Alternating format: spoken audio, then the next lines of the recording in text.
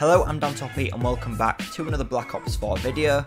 Today, the closed beta for the Blackout mode in Call of Duty Black Ops 4 did release on the PS4. So today I just wanted to explain what Blackout is, how it plays out because I've already played 2 to 3 hours of it, and also give my initial thoughts on it. So Blackout is Call of Duty Black Ops 4 Battle Royale mode.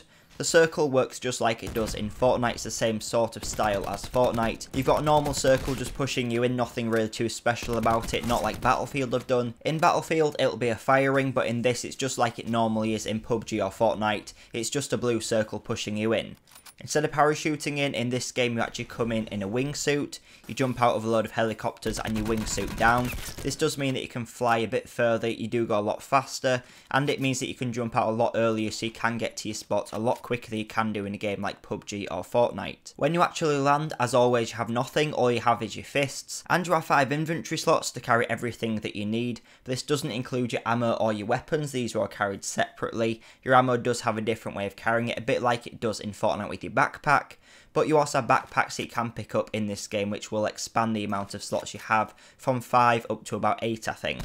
You also have the equipment slot, this is for carrying things like grenades and also specialist equipments that you can find around the map. So you get things like the grappler which will pull you along, and the barricade which you can put down, but you don't have every single specialist ability in there that you can pick up and use, just because that would be too many. You do have a few that are useful, that make sense like this, but they wouldn't really make sense in Battle Royale if you could get sniped completely across the map straight away with a Tempest sniper. And you also have a gear slot, this is for your armour, you pick up armour all around the map. It comes in levels 1 to 3, and then you also have a slot for health. You have loads of different ways to heal in this, but you can always have one selected in your health bar so you can use it really quickly whilst running around. For the map, it's made up of loads of old Treyarch maps, obviously not all of them because that would be a bit insane, but it is made up of quite a few of the maps that you have had in the previous Black Ops games, and it actually plays a lot better than I expected. I thought I'd just try and put every map they've ever made together into one map, but they haven't actually done that. They've picked the ones which make sense, pick the ones which actually work in the environment of the map. They've got some random ones in there which I didn't really expect to be in there. Things like Turbine, which weren't really fan favourite maps,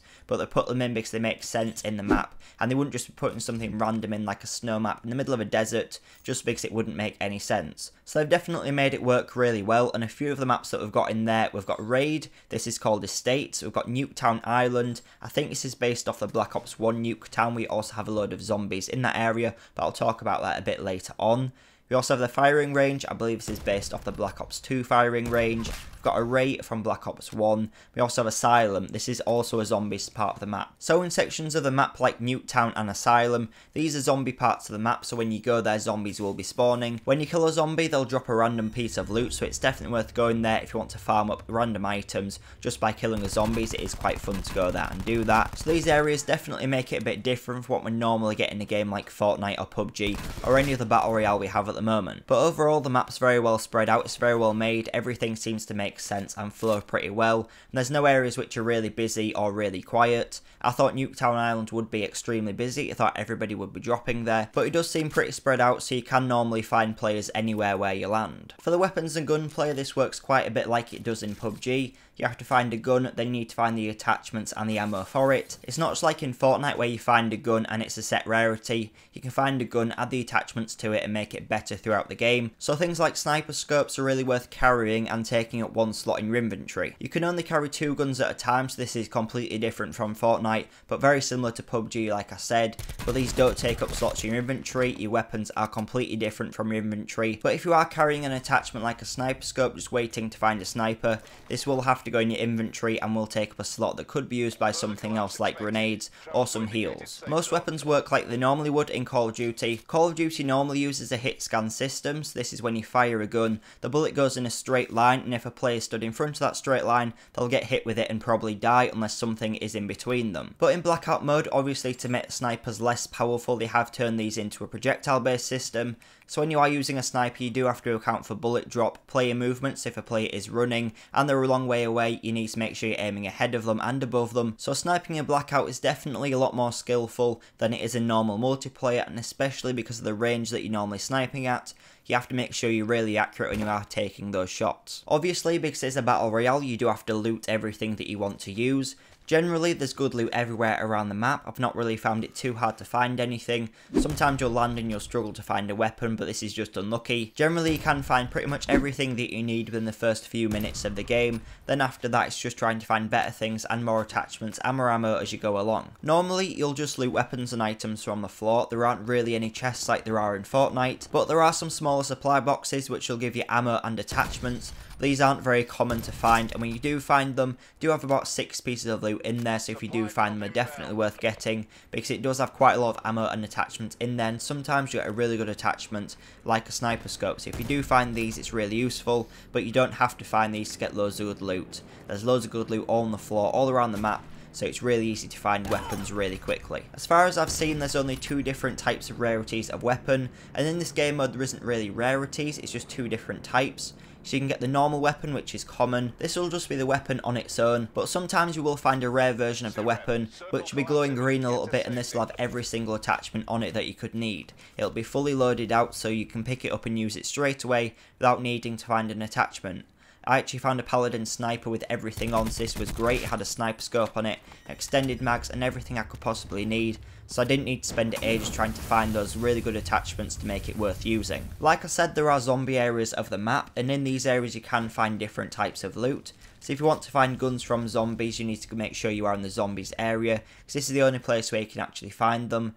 And in the zombies area you can also find mystery boxes, the ones you can normally get in the zombies mode. So if you go and open these, you'll get a random weapon out of it. But mostly around the rest of the map you can only find Black Ops 4 guns at the moment. But I think this might be changing when it does fully release, so you can find weapons from all of the Black Ops series around the map. Now onto the stability of the game. Obviously this is a beta, so they are testing everything out, so we can assume all of this will change. But at the moment I'm getting quite a few issues with it. Quite a lot of the time it's popping up saying game session no longer available. This is the error that keeps on popping up because the game is just ending halfway through, because it is losing connection to the server, and I assume it will be for everybody in the game that is having to back out of that game just because the server decides that it isn't going to work anymore. I assume it is a completely server based system because Call of Duty used to be host based, so one player in the game would host the game, and if they left, the host then had to be transferred over to another player. But I hope this will all be server based so it is a lot more fair, but if it isn't, they definitely need to get onto servers, because this is most likely happening when players are backing out. If it is host based, it can't migrate the host over to the right player. This problem's most likely just because of how many people are playing at the moment, and because the Call of Duty system's never had to deal with this many players in a game before. It's normally used to about 12 and now it's having to deal with way more, so they are going to run into a few issues with it. Obviously, as you can probably see, it doesn't look amazing. I'm playing on an old PS4, but I'm recording with an Elgato HD 60 Pro, so it should be full 1080p 60 FPS recording, but the game just doesn't look amazing. I think I will upgrade to a PS4 Pro when it does come out, so I can get those better graphics from it. But I also think this is just because it is a beta. I think they will have downscaled the graphics a little bit because things aren't really loading in that quickly. I think they will just trying to tweak it, work out what they can get away with, work out where they can push the graphics until the consoles do start to slow down too much. But based off all the feedback they'll be getting from everybody that's playing it, I assume they will be making loads of changes after this beta and before it does fully release. As well as that, have had a few complete crashes where it does go onto the blue screen. Have reported these through the system, so hopefully they will know about this and they will be able to fix it if there are any major problems everybody seems to be getting, because I have seen from a couple of streamers they've also been crashing every now and again as well, but it is kind of expected because it is something completely new for the series. The non-multiplayer beta did play really well, but this is what they're used to. It's basically just a reskin of what they do every single year. Even though it is fun, it is just a reskin technically. So for this, it's completely different, so we can expect it to crash quite a bit more. So in general, Blackout's a bit like a fast-paced Fortnite, but it's also tactical and detailed like PUBG with all the weapon attachments and equipment and stuff you can get. It has gunfights just like you do in normal CODs, but with longer time to kills, so you do have more exciting gunfights and they last a lot longer than they normally would in a multiplayer. So really, if you like any Battle Royales or COD, then you probably like Blackout when it does fully release. I'm really enjoying playing it at the moment. It definitely does fill a gap in the market in between Fortnite and PUBG, but I'm going to make a video very soon more closely comparing it to Fortnite to help anyone who plays Fortnite decide whether they should bother picking it up. But overall, I think this game mode will be amazing when it does fully release in October. So thanks for watching. If you did enjoy this video, please make sure you leave it a like. check out my previous Call of Duty Black Ops 4 videos which are linked on screen now, where I talked about the multiplayer beta in a bit of detail. If you want to see more Call of Duty Black Ops 4 Blackout videos over the next couple of days and when it fully releases, make sure you are subscribing and see all my Fortnite videos as well, which come out every single week. But thanks for watching, and I'll see you in the next video.